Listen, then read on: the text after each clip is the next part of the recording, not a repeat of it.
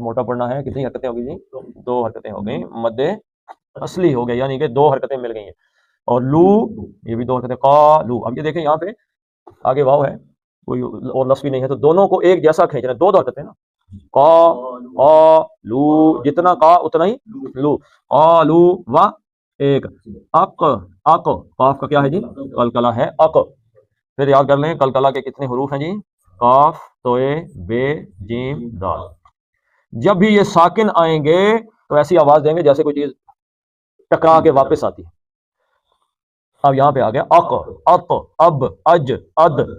ٹھیک ہے، قل هو اللہ احد، قل هو اللہ احد. یہاں پہ کاف کا قلقلہ ہے اق، اور کاف پڑھنا بھی پر ہے، موٹا پڑھنا ہے. اقبلو، اقبلو با ایک ہے، اور لو پھر 2 حرکتیں ہو گئیں. ایک علی، علی کیا ہے جی؟ حرف لین، یہ بھی 2 حرکت. علی، علیہم. ما، زا، زال کو کیسے نکالنا جی؟ زبان کی نوک دانت کے ساتھ لگا کے نکالنی ہے. ما زا، زا، اس میں سیٹی کی آواز نہیں آنی چاہیے. زے جب آئے گا نا زے، تو زے میں سیٹی کی آواز آتی ہے. از، از. ٹھیک ہے.